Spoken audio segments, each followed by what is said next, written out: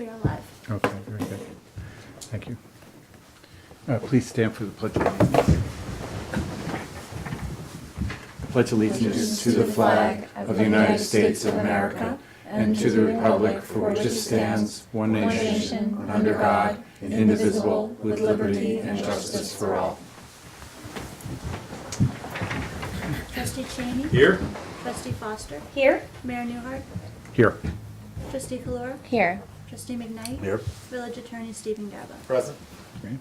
May I have a motion to accept the minutes of September 14th, 2023 and October 2nd, 2023? So moved. All in favor? Aye. Or- I'm sorry, who seconded it? Sorry. Second. Okay, thank you, Mary. Sorry.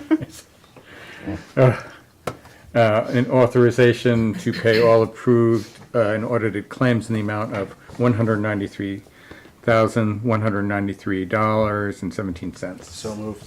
Second. All in favor? Aye. And before the presentation, is that timed, or how is that going to happen? They are in the waiting room. They're in the I waiting hope. room? Okay, Yes. Do the presentation first. okay. So we'll do the presentation, and then we will have to go into executive session quickly. So let's go.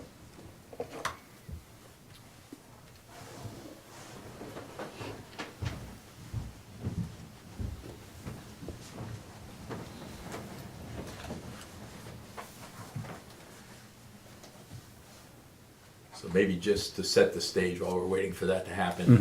This has to do with the streetlight conversion project. RTE Energy is our consultant on this. And at this point, they have completed the investment grade audit. So basically, and we have an item on our agenda tonight to accept that audit.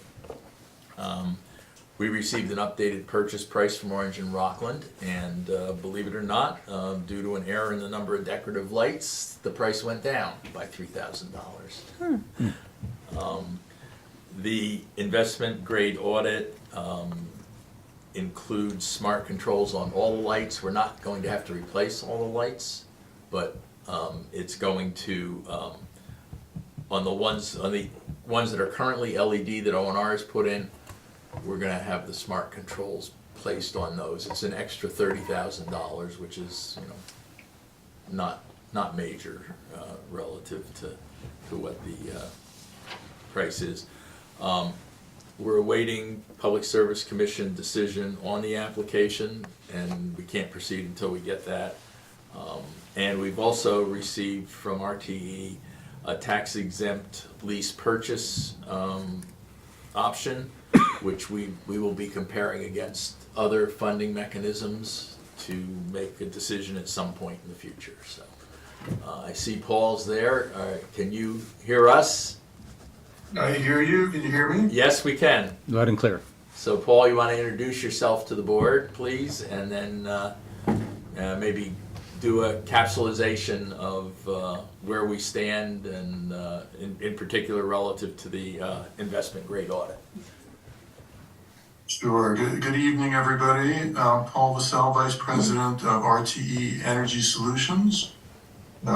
We've been working now with the village and with Barry for better part of a year or so, and we've gotten the project now to the stage of preparation. It's all prepared for procurement, so to actually move and procure the materials and the labor to deploy the new LED upgrade, and as Barry mentioned, together with smart controls. We've been doing this for about a decade now, largely in the Northeast. Completed about 400 municipal projects, so got quite a bit of experience behind us in doing this. And this project, from our field work that we've done in Warwick, we don't see any impediment, any major hurdles to cross to complete this. So as Barry mentioned, we're waiting, and this is typical in all of the projects in New York State. Really, everywhere north of Westchester County, the streetlights historically have been owned by the utility. So the first step in the project is for you to take ownership of the streetlights. Hundreds, if not thousands, of municipalities throughout the Northeast, New York, Massachusetts, Rhode Island, Connecticut, Maine. In all of these states, there exists a path, either through the Public Service Commission or through legislation, that permits municipalities to take ownership of their streetlights. The drivers for this are multiple. One is savings. So I'm going to share with you my screen. If you can enable screen sharing, it looks like it's disabled right now. Who's ever controlling this? We're working on it. You have to make them a You can't start presenter. with this. You have to make him a presenter, yeah. So you could, where's his, yeah, make co-host or something. We good to go? There we go. Thank you.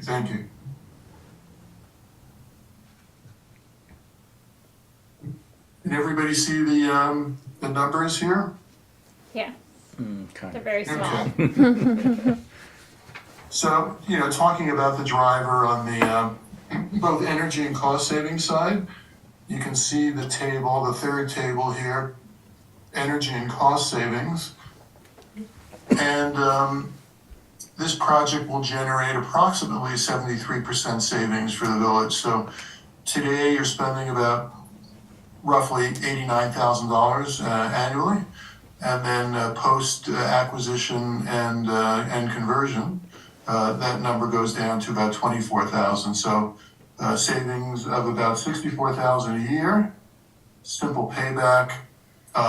Looking at the lower, the smart controls option of 6.1 years, which is pretty significant, and a 20-year net project savings of about $1.5 million.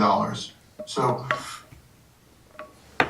this is, extremely attractive energy conservation project for municipalities to implement.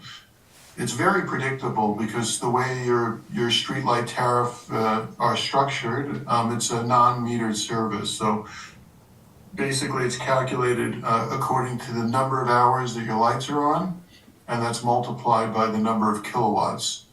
So if we go back above to that energy and cost savings table, we see that your kilowatt energy consumption drops from 187,000 to 36,000. That's it's a highly predictable energy savings project. So I'm going to take you now to the tax exempt lease numbers. Again, we understand you have made a decision on this, but we run a scenario for you at the current interest rates, about 5.4% for these TELP projects, and you can see how it cash flows. You've got some out-of-pocket expenditure in the first year, and then your cash flow turns positive by year two, to the point where you're generating now significant cash flow over the 10-year lease term. This works like any typical operational lease. There's no out-of-pocket expense, and your lease payments are covered by the savings of the project. I'm sorry, Alright, so but this is what page is that on? I can't seem to find that. That was on a separate one. Okay. So, yeah, it was, that might not have gotten shared. Okay, thank you.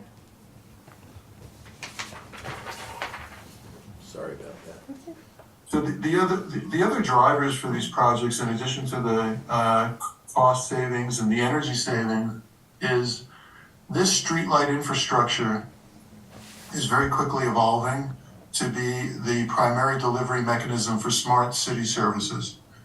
Now, you may not be in the market today or prepared to roll out any of these services, but what you'll have is a future-proofed infrastructure that sometime in the near future, you may be in a position where you want to look at smart traffic control, smart parking control, air quality sensors, public Wi-Fi, 5G.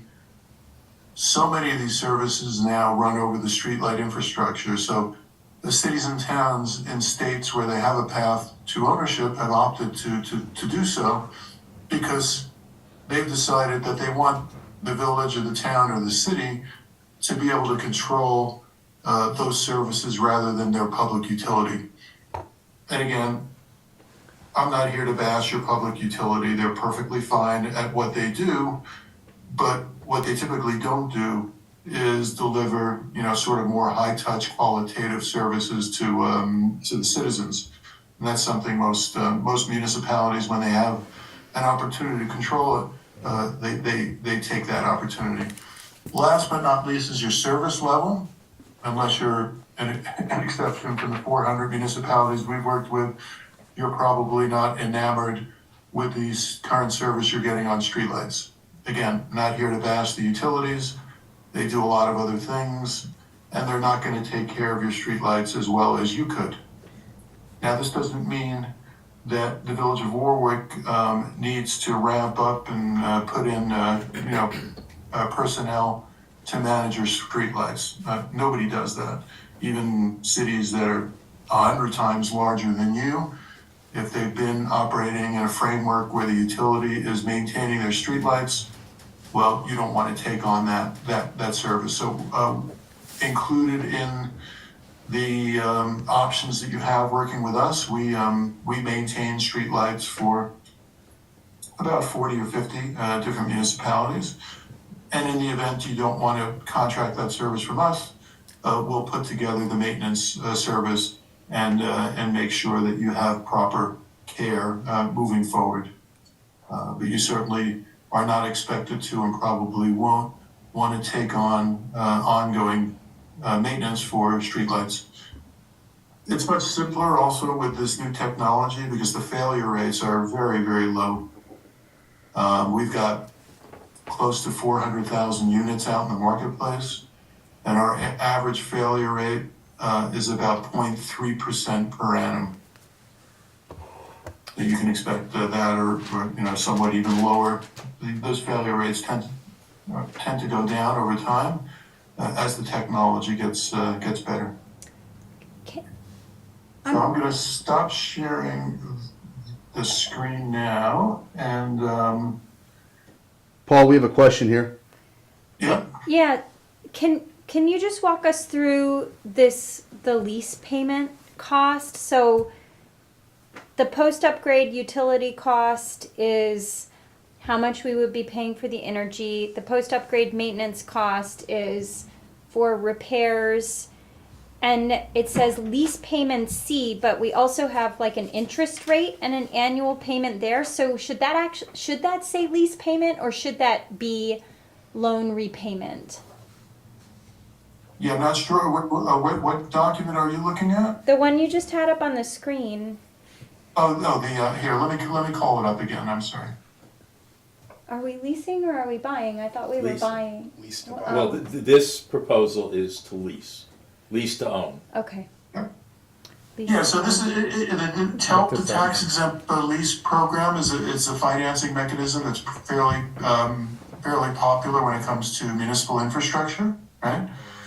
So you are going to own these assets at the end of the lease term, which in this case is 10 years, Got right? it. Okay. Right? And it's an appropriated expense, which means it doesn't affect your debt load. Right? This is only one option. We're putting it forth because it's a fairly common way that a lot of our clients finance their projects. Probably the lowest cost of financing. And I wouldn't recommend doing this for a small streetlight project, but if you had other capital improvement projects and you were going to go out for a bond to fund that, your interest rates would be lower than this. Right. If we bundled this project with other E- projects. Even if we did a big bond anticipation note. So right now, our treasurer, who is on a leave of absence, and our accountant will be looking into this. So Okay, so this is one of One option. several One of the options, options yeah. that are being considered. so. Any other questions for Paul this evening? So sort of the next steps here in the project would be, once you're ready to approve and sign this document, the investment grade audit document. Once that's done, then we're all set from a procurement standpoint. And again, we won't pull the trigger until the acquisition is finalized with your utility. You'll want to start the project as soon as you possibly can from the moment that you sign let's say if you're going for a lease option, because you don't have to make your first payment under a TELP lease scenario until 12 months or 1 year beyond the signature date. So, hold off if you're going to go for that funding mechanism. Hold off until the last possible moment, until we're all ready to go, and that way we can accumulate as much savings as possible before you have to make that first loan payment. And this document says under year current utility costs, but it actually isn't reflecting current utility costs. It's reflecting for year one, current utility costs, and then each year after that is escalated utility costs. Is that right? Yeah, and we factor in, I believe it's a 3% per annum compounded escalation based on historical utility costs. And we also include an assumption that your maintenance costs will also go up with annual increases in labor costs. When we talk about maintenance with these assets, with this infrastructure, really we're only talking about labor for the first 10 years, because both your smart controls as well as your luminaires will come with a 10-year warranty. And should there be any failure, any outage, the manufacturers will replace that at no cost.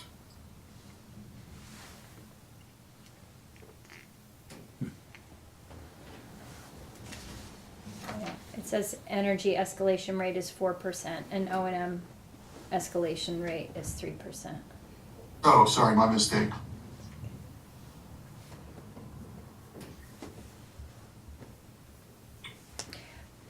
So again, the next steps, once you sign the IGA, we'll work with you to make sure that the PSC has approved the buyback, and we'll wait for that confirmation, and then you'll communicate back to us what your financing preference is. Again, if we're going with a TELP, we'll want to hold off in signing that TELP financing agreement until the last moment. The actual installation is really fairly quick. With a project your size, we would expect installation to be complete within maximum 60 days. And then we'll have commissioning. There'll be quality control that's included. So with every project, we are randomly selecting a certain number of fixtures to make sure that they are installed according to both the utilities as well as the manufacturer's specifications. In the unlikely event that we see any anomalies, we'll sit down with our contractor and make sure that they're rectified. I have a couple remaining Sure, questions. please. I'm curious about, because you have the current utility costs escalating by 4% each year, which goes into the benefits bucket, right? Because those are essentially costs avoided. But the maintenance costs, which will reflect costs that will continue to incur, are only escalated at 3% per year. Can you speak a little bit to why those are calculated differently? Yeah, sure, and my apologies for my mistake earlier on. Utility rates tend to be more aggressive than wage rates are for contractors. Okay. And then the other question is, can you speak to the benefits of the lease over a bond if the bond would ultimately yield a lower cost?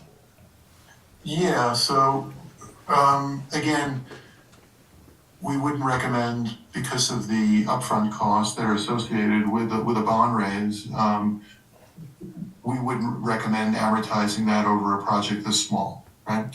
But so in the event you do have other capital improvement projects with higher dollar amounts to spread those, sort of legal and admin costs for the bond raise, then it would start to make sense. When you contrast bond financing versus TELP financing, bond financing is more expensive in terms of setup cost. So that would be a disadvantage, again, for a smaller project. Interest rates will be lower, so your cost of borrowing will be lower with a bond raise as opposed to TELP. So that's an advantage plus on the bond side. The approval mechanism for a bond is more onerous and longer than it would be for TELP financing, because TELP financing is an appropriated financing vehicle. So you have to appropriate it each year, and thus it's easier to pass through most municipal approval mechanisms than a bond raise. I think that in a nutshell is sort of summarizes the pros and cons of one financing vehicle versus the other. Thank you. Paul, the existing LED streetlights, this implies that those already have smart controls. Is that correct? No, it No, doesn't. it doesn't. They don't? The numbers are different. Because if We're you do- look, we're doing smart controls on, let's see. No, the current lights that you have, and I guess this is one more reason why a lot of municipalities opt to do this project on their own rather than having the electric utility do it. Because the utilities typically use a standard photocell, so it's a dusk to dawn photocell. It leaves you in the same reactive position that you're in now, which is the only way you know a light is out is to visually inspect it or to receive a complaint from a constituent. The biggest advantage for smart controls is that puts you now in a proactive mode, so you know immediately when a light is out or when it's failing, and thus you can react to it. right, so in this, for the smart controls option, you list the quantity of fixtures with smart controls is 456. Yes. So there's 269 proposed to be replaced with LED, and I have an inventory that I believe it's, we already have around 180 or so, 190, that have already been replaced with LED lights. Right. So we're So- gonna add smart controls to those lights. So this proposal is to retrofit those other ones with the the smart smart controls, so they're all controls, same. yeah. Got it. That's correct. Yeah. Thank you. And Paul, would you mind please sending the I have the this all- spreadsheet I have of the that. inventory? I You have the that, updated yeah. one? Great. Yes. Yeah. I'll distribute it. Thank you. Good. Is there like metadata or descriptions of what each of the columns mean in the spreadsheet? Like the pedestrian, because it has all of our streets as low pedestrian, which is, I would Yes. argue, and I don't know what the implications are. Yeah, it's low pedestrian conflict. The IES, which is the governing body for street and roadway lighting in the U.S., has a standard guidelines called RP8. Current iteration is RP8 21. So based on the data that we collected, there's a pedestrian conflict that's assigned to each street type, and that calls for certain distribution of lighting and then certain metrics that we're looking to attain in terms of illumination, backlighting, uplighting, and glare. It's fairly complex. if anybody wants to take a deeper dive, I'm happy to schedule a call with our photometric design engineer.